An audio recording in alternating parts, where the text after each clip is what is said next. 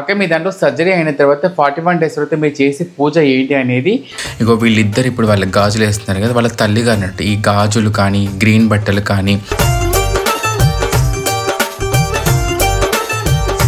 ఇప్పుడు మేము కప్పుతున్నాం కదండి నెత్తి మీద, అంటే వాళ్ళు ఇప్పుడు కళ్ళు మూసుకుంటుందని అర్థం. అంటే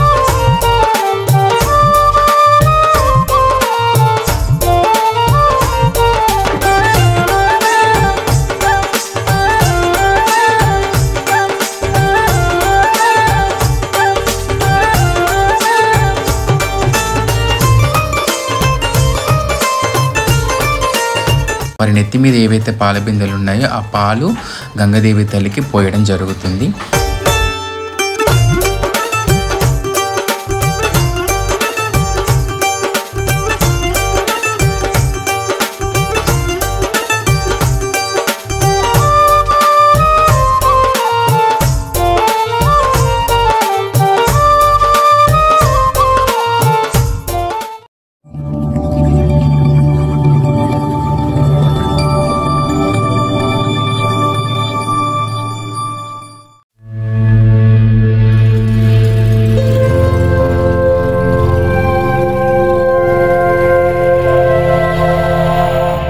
అందరికీ నమస్తే, నేను మీ స్నేహ. ఈరోజు ఒక ముఖ్యమైన వీడియో మీ అందరికీ చూపించబోతున్నాను. అదేంటి అంటే చాలామందికి తెలుసు, మా దాంట్లో సర్జరీ అయిన తర్వాత వీడియో మీ అందరికీ నేను ఇంతకుముందు వ్లాగ్స్ చూపించాను. కానీ చాలామంది ఏమడుతున్నారంటే, అక్క మీ దాంట్లో సర్జరీ అయిన తర్వాత 41 డేస్ తర్వాత మీరు చేసే పూజ ఏంటి అనేది ఈ మధ్య ఉన్న వాళ్ళు కొంచెం అడుగుతున్నారు. సో వాళ్ళందరి కోసం మరొకసారి నేను ఈ వీడియో చేయడం జరిగింది. సో సర్జరీ అయిన తర్వాత 41 డేస్ తర్వాత మేము అంటే ముర్గిమాత అమ్మవారి పూజ కానీ, ఆ తర్వాత మేము చేసే పూజ కానీ, అంటే వాళ్ళు 41 డేస్ తర్వాత ఏదైతే మేము పూజ చేస్తామో ఆ పూజ కార్యక్రమం అంతా ఈరోజు నేను వీడియో రూపంలో తీసి మీ అందరికీ చూపించబోతున్నాను. సో వీడియో అంతా కూడా ఎండ్ వరకు చూడండి తప్పకుండా. అండ్ నాకు మీ అందరి సపోర్ట్ కూడా కావాలి. సో వీడియో అంతా కూడా చివరి వరకు చూడండి. కార్యక్రమం స్టార్ట్ చేసే ముందు మేము మా మురిగిమాత అమ్మవారిని పూజ స్టార్ట్ చేసిన తర్వాతనే ఆ కార్యక్రమం స్టార్ట్ చేస్తాము.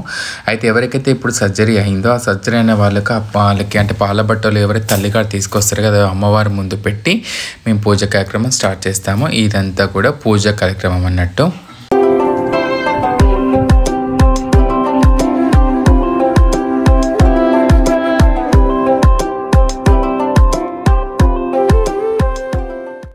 ఇప్పుడు అంటే వాళ్ళిద్దరికీ మంగళ స్నానం చేపించిన తర్వాత ఈ పూజ కార్యక్రమం అంతా కూడా వీళ్ళు గ్రీన్ బట్టల మీదనే కట్టుకొని చేయాలి. ఇంతకుముందు కూడా మీకు చెప్పాం కదా.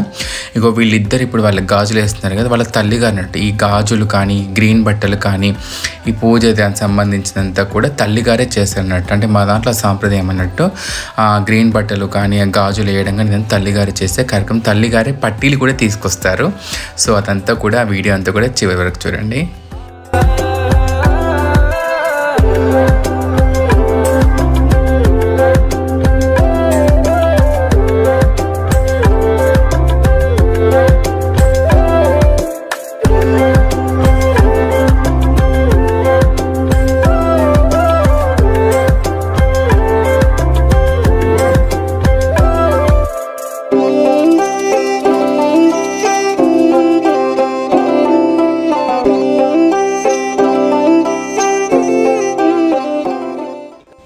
ఇక ఇప్పుడు అసలు ఘట్టం. చాలా మందిలో ఉన్న డౌట్ అది, అండ్ మేము క్లియర్ చేయబోతున్నాం. ఆల్రెడీ ఇంతకుముందు క్లియర్ చేశాను. ఒక హిజ్రా మరో హిజ్రా పెళ్ళి అనే తతంగం ఇది. అంటే మా దాంట్లో గురువు కోడల్ని పెళ్లి చేసుకోవడం అన్నట్టు. మా దాంట్లో ఈ విధంగా ఆ గురువు గారు బొట్టు పెట్టి లచ్చ కడతారు. అంటే 5 గుండ్లతో చేసిన లచ్చ కడతారు. దాన్ని హిజ్రా మరో హిజ్రా పెళ్ళి అంటారు. మేము మా దాంట్లో ఈ సాంప్రదాయం అన్నట్టు. చూడండి ఒకసారి వీడియో అంతా కూడా. లచ్చ కట్టిన తర్వాత కాలికి మట్టెలు పెడతారు. మట్టెలు పెట్టేసి పూజ కార్యక్రమం అంతా కూడా మొదలు పెడతారు.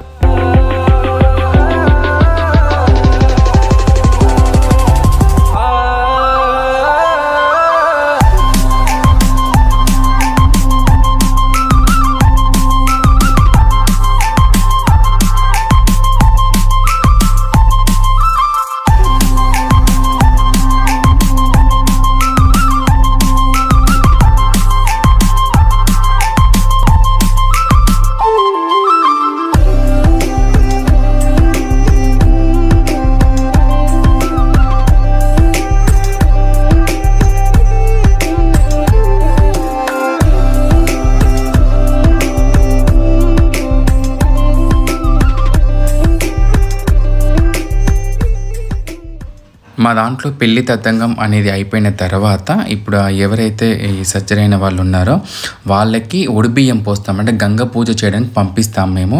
ఈ పూజ కార్యక్రమం అంతా కూడా చూడండి ఒక్కసారి. వాళ్ళకి అంటే ఒడిబియ్యం కట్టి తర్వాత నెత్తి మీద పాలబిందె పెట్టి వాళ్ళిద్దరినీ కూడా వాళ్ళతో పాటు ఒక 5 ముత్తైదులను పిచ్చి పంపిస్తాం మేము. అంటే అక్కడ వెళ్ళిన తర్వాత గంగ పూజ చేయడానికి వీళ్ళిద్దరు కూడా ఈ పూజ కార్యక్రమం అంటే ఎప్పుడైతే నెత్తి మీద పాలబిందె పెడతామో ఆ నెత్తి మీద పాలబిందె పెట్టినప్పుడు కళ్ళు మూసుకొని ఈ పూజ కార్యక్రమం అంతా కూడా వాళ్ళు తీసుకెళ్తారు. అక్కడికి ఎవరైతే 5 తీసుకెళ్తారో గంగ పూజకి, అక్కడికి గంగ పూజ దగ్గరికి 5 తీసుకెళ్ళి అక్కడ గంగ పూజ చేసి వాళ్ళ నెత్తి మీద పాలబిందె పెడతాం కదా, ఆ పాలబిందె అక్కడ గంగాదేవి తల్లికి పోసి ఒడిబియ్యం పోసి పసుపు కుంకుమ ఇచ్చి ఆరతి ఇచ్చి గంగాదేవి ఆశీస్సులు తీసుకొని మళ్ళీ కళ్ళు మూసుకొని వాళ్ళ ఇంటికి వస్తారు. ఇప్పుడు మేము కప్పుతున్నాం కదండి నెత్తి మీద, అంటే వాళ్ళు ఇప్పుడు కళ్ళు మూసుకుంటుందని అర్థం. అంటే వాళ్ళు ఇప్పుడు కళ్ళు మూసుకొని ఇక ఇప్పటి నుంచి స్టార్ట్ అవుతుంది. గంగ పూజ చేసి వచ్చేంతవరకు కళ్ళు తెరవరు. అంటే ఇంట్లోకి వెళ్ళి నెత్తి మీద పాలబిందె పెట్టుకొని మళ్ళీ ఇంటికి వచ్చి మా మురిగి మాత అమ్మవారి ముఖం చూసిన తర్వాతనే ఎవరి ముఖమని చూడాలని చెప్తాం మేము. ఇదంతా ఇది మా దాంట్లో సాంప్రదాయం. ఇది నేను అదే చెప్తున్నా, వాళ్ళిద్దరికి ఆ విషయమే ఎక్స్ప్లెయిన్ చేస్తున్నాను. అంటే మీరు గంగ పూజ వెళ్ళి వచ్చే వరకు కళ్ళు తెరవకూడదు అని చెప్పేసి అని మిమ్మల్ని తీసుకొస్తారు అని చెప్పేసి అంతా కూడా వాళ్ళకి తెలియజేస్తున్నాం వాళ్ళకి.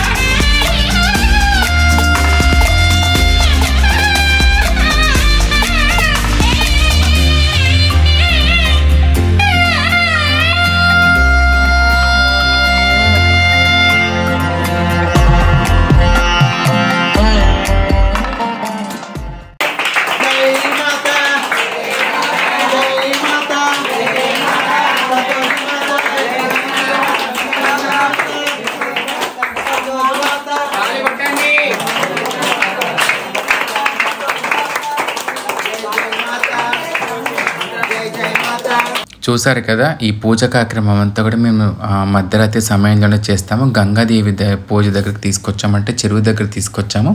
ఆ చెరువు దగ్గర గంగాదేవి తల్లికి పూజ చేసిన తర్వాత వారి నెత్తి మీద ఏవైతే పాల బిందెలు ఉన్నాయో ఆ పాలు గంగాదేవి తల్లికి పోయడం జరుగుతుంది. అంటే ఆ అమ్మవారి ఆశీస్సులంతా కూడా మా పిల్లలపైన ఉండాలని చెప్పేసి అని చేస్తాము. అదేవిధంగా వాళ్ళకు ఒడిలో కట్టాం కదా మన ఒడి బియ్యం, అవి కూడా గంగాదేవి తల్లికి పోయడం జరుగుతుంది. ఇది మా దాంట్లో సాంప్రదాయము.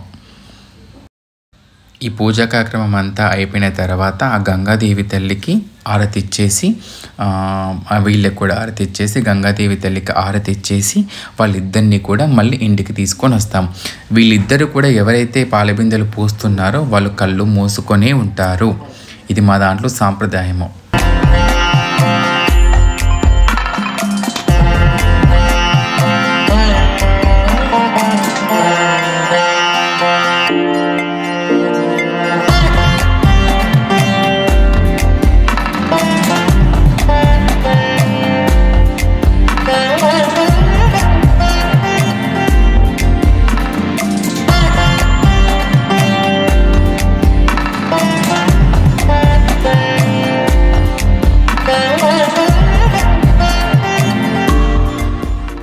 గంగ పూజ అయిపోయిన తర్వాత ఇంటికి తీసుకొచ్చిన తర్వాత మళ్ళీ వాళ్ళిద్దరిని తీసుకొచ్చి మురిగిమాత అమ్మవారి ముందు కూర్చోబెట్టి ఆ అమ్మవారిని చూసిన తర్వాతనే ఎవరి ముఖమైనా చూడాలంటే గురువుగారు మా దాంట్లో ఇప్పుడు లచ్చ కట్టారు కదా, ఆ గురువుగారి ముఖం చూడాలని చెప్పేసి అంటాము.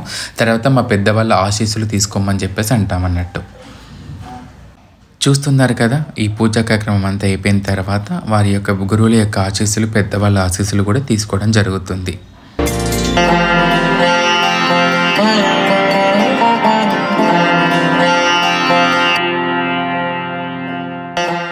పూజా కార్యక్రమంలో మరొక విషయం ఏంటి అంటే, ఇప్పుడు అమ్మవారి ముందు మేము పండ్లు పెట్టాం కదా, కొన్ని 5 రకాలు లేకపోతే 9 రకాల పండ్లు పెడతాము. అందులోకి వెళ్ళి వాళ్ళకి ఇష్టమైన పండు అనేది ఒకటి కళ్ళు మూసుకొని తీసుకుంటారు. అంటే అంటే గంగ పూజ అయిపోయి వచ్చిన తర్వాత అమ్మవారి ముందు కూర్చొని వాళ్ళు ఫస్ట్ పండు తీసుకుంటారు. వాళ్ళ చేతికి ఏదైతే పండు దొరుకుతుందో ఆ పండు తీసుకొని వాళ్ళు దాపెట్టుకుంటారు. ఆ పండు మళ్ళీ సంవత్సరం వరకు ముట్టుకోరు.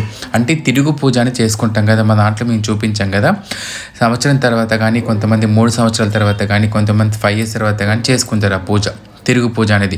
మళ్ళీ తిరుగు పూజ చేసుకున్న తర్వాతనే ఆ పండు ముట్టుకుంటారు. అంత సాంప్రదాయం ఉంటుంది మా దాంట్లో కూడా సాంప్రదాయాలు, మా దాంట్లో పద్ధతులు ఇవన్నీ మేము పాటిస్తాము. ఇది హిజ్రా సర్జరీ అయిన తర్వాత 41 days తర్వాత చేసే పూజ కార్యక్రమం అంతా కూడా చూసారు కదా. ఇదంతా అయిపోయిన తర్వాత మళ్ళీ ఉదయం పొద్దున చిన్నగా, అంటే ఇంట్లో వరకు చేసుకున్న వాళ్ళు ఇంట్లో వరకు చేసుకుంటారు, కొంతమంది ఫంక్షనల్లో చేసుకుంటారు. ఈ పూజా కార్యక్రమం అనేది ఒక్కొక్కరు ఒకలా చేసుకుంటారు.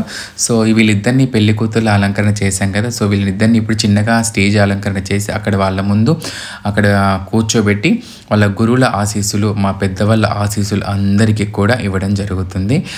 అందరం కూడా వాళ్ళిద్దరిని దీవించడం జరుగుతుంది. వచ్చిన వాళ్ళందరికీ భోజనాలు అన్నీ కూడా చూసుకోవడము, ఇదంతా కూడా మా దాంట్లో సాంప్రదాయము. దీనికి వీడియో అంతా కూడా చూడండి, మీకు అంతా ఏం జరుగుతుంది అనేది అంతా కూడా మీకు తెలుస్తుంది. మా పెద్దవాళ్ళందరూ వచ్చి వాళ్ళని దీవించడం అనేది జరుగుతుంది.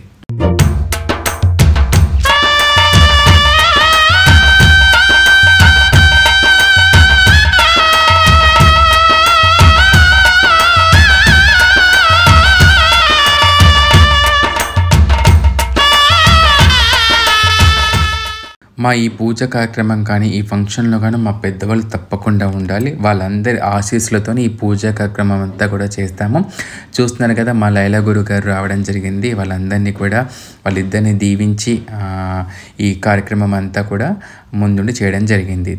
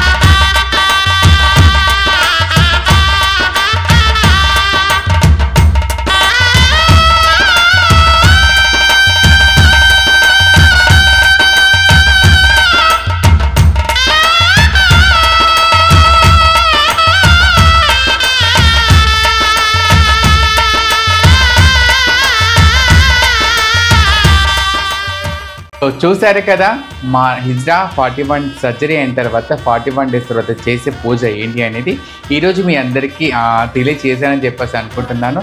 అండ్ మీ అందరికీ కూడా మా యొక్క సాంప్రదాయాలు కానీ మా పద్ధతులు కానీ మా దాంట్లో రిలేషన్షిప్ అంటే బంధుత్వాలు అనే దాని గురించి కూడా మీ అందరికీ తెలియచేశానని చెప్పేసి నేను అనుకుంటున్నాను నేను. So thank you so much. అదేవిధంగా నన్ను సపోర్ట్ చేస్తూ ఉండండి. ఒకవేళ మన వీడియో కనుక ఫస్ట్ టైం కనుక చూసి ఉంటే మాత్రం సబ్స్క్రైబ్ చేసుకోవడం మర్చిపోకండి. సబ్స్క్రైబ్ చేసుకున్న వాళ్ళు మాత్రం పక్కన గంట వెళ్ళిన కూడా మాత్రం మర్చిపోకండి. Thank you so much. నేను మీ స్నేహ.